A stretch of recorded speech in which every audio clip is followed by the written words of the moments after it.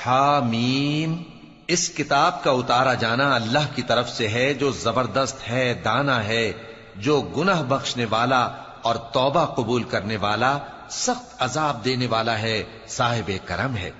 اس کے سوا کوئی معبود نہیں، اسی کی طرف لوٹ کر جانا ہے۔ اللہ کی آیتوں میں وہی لوگ جھگڑتے ہیں جو کافر ہیں، تو ان لوگوں کا شہروں میں چلنا پھرنا تمہیں دھوکے میں نہ ڈال دے۔ ان سے پہلے نوح کی قوم اور ان کے بعد اور امتوں نے بھی پیغمبروں کی تکذیب کی، اور ہر امت نے اپنے پیغمبر کے بارے میں یہی قصد کیا کہ اس کو پکڑ لیں، اور بیہودہ شبہات سے جھگڑتے رہے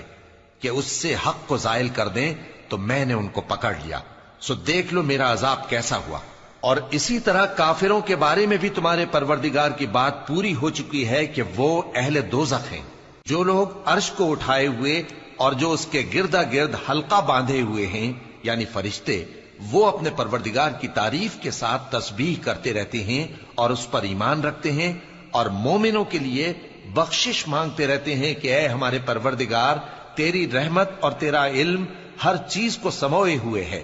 تو جن لوگوں نے توبہ کی اور تیرے رستے پر چلے ان کو بخش دے اور دوزخ کے عذاب سے بچا لے۔ اے ہمارے پروردگار، ان کو ہمیشہ رہنے کی بہشتوں میں داخل کر جن کا تو نے ان سے وعدہ کیا ہے، اور جو جو ان کے باپ دادوں اور ان کی بیویوں اور ان کی اولاد میں سے نیک ہوں ان کو بھی، بے شک تو غالب ہے، حکمت والا ہے۔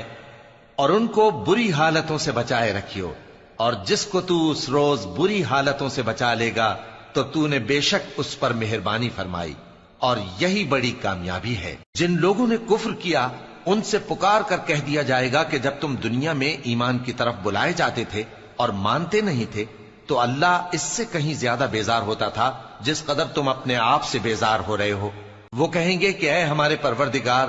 تو نے ہم کو 2 دفعہ بے جان کیا اور 2 دفعہ جان بخشی، ہم کو اپنے گناہوں کا اقرار ہے، تو کیا نکلنے کی کوئی سبیل ہے؟ یہ اس لیے کہ جب تنہا اللہ کو پکارا جاتا تھا تو تم انکار کر دیتے تھے، اور اگر اس کے ساتھ شریک مقرر کیا جاتا تھا تو مان لیتے تھے۔ سو حکم تو اللہ ہی کا ہے جو بلند و بالا ہے، بڑا ہے۔ وہی تو ہے جو تم کو اپنی نشانیاں دکھاتا ہے اور تم پر آسمان سے رزق اتارتا ہے، اور نصیحت تو وہی حاصل کرتا ہے جو اس کی طرف رجوع کرتا ہے۔